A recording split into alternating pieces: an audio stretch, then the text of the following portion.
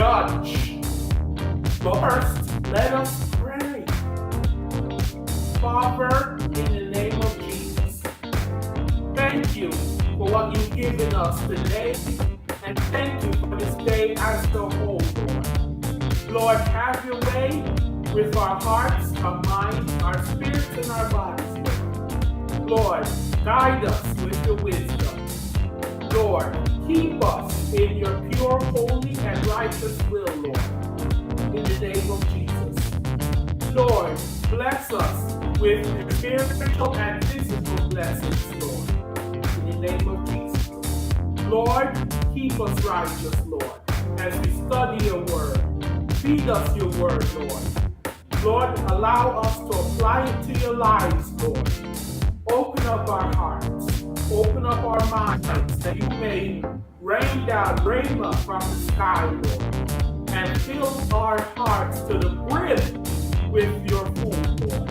In the name of Jesus. Lord, straighten out every crooked place. Remove every high mountain. And let this word be a good edification of our heart, our mind, our spirit, and our soul. Amen. So today, we are going to be reading from the book of Luke, chapter 18, verse 1 to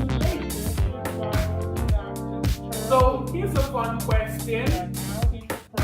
School has started back in a little over 2 to 3 weeks ago.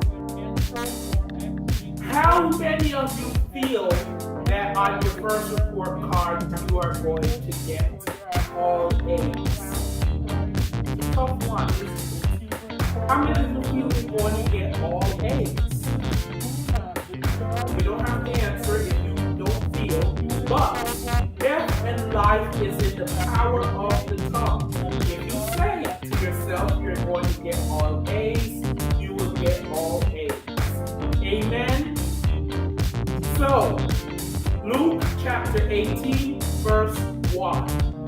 And he spake a parable unto them to this end, that man ought to always pray and to not faint, saying, there was a city near a judge which feared God, neither regarded man.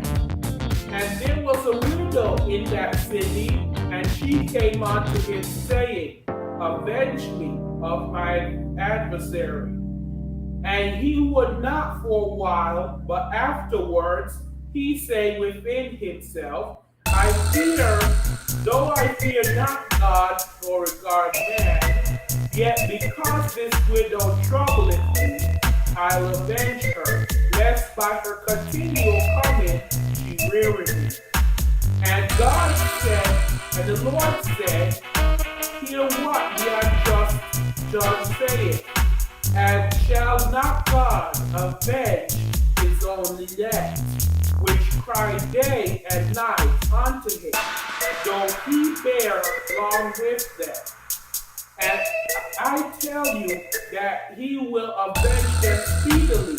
Nevertheless, when the Son of Man cometh, when he shall find faith on the earth.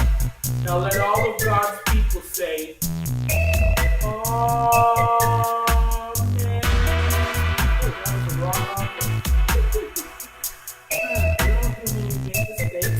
Let all of God's people say amen.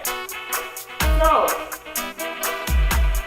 let us understand that the unjust judge acted in a manner exactly opposite the way God acts. God is holy and perfectly righteous. He will do anything that is right because of his innate holiness. He cannot do anything else. God has made it clear throughout Scripture that he cares for people.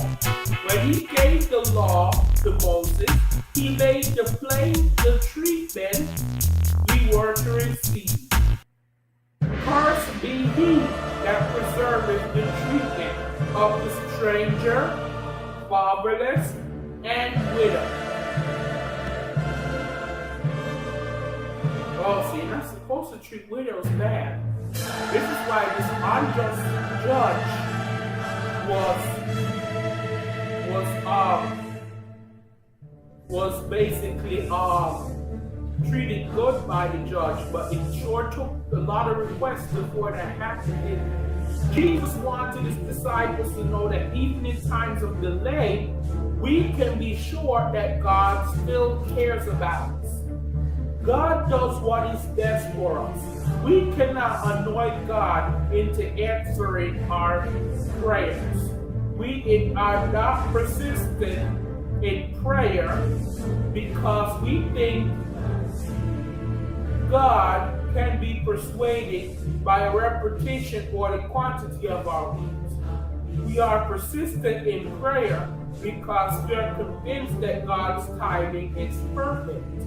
He would not send a delay unless he knew it was the best for us to face a delay. So, you would have strange ideas about prayer. Then you might think that God will change your mind hard enough if you pray consistently enough.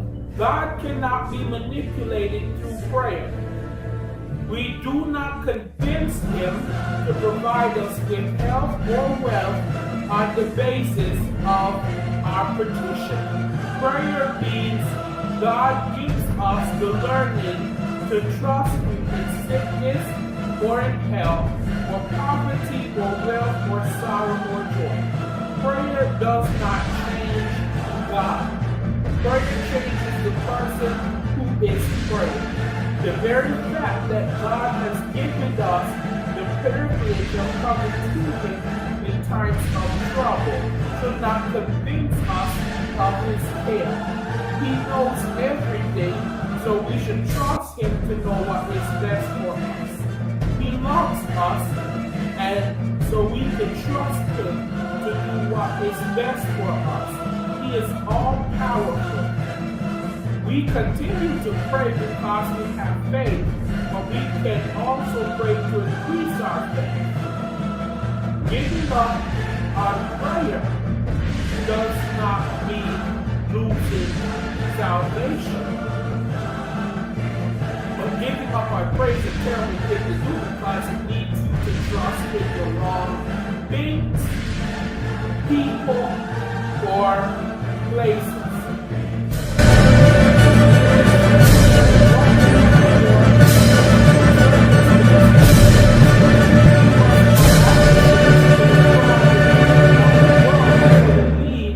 Guidance or direction of God. Since we as believers have become more like God, we must not become like the unjust judge. We should instead fear God. Amen. So what we should do is when we try to pray, well, when we do pray, and if our prayer doesn't get answered, what we should do is pray again.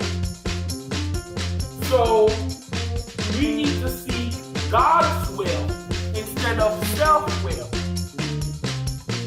God's will instead of self-will. Amen. Father, in the name of Jesus, allow us to seek your will instead of self-will. In the name of Jesus, we pray. Amen. Have a good day and may God bless you. Cameras for the sun itself off in 5, 4,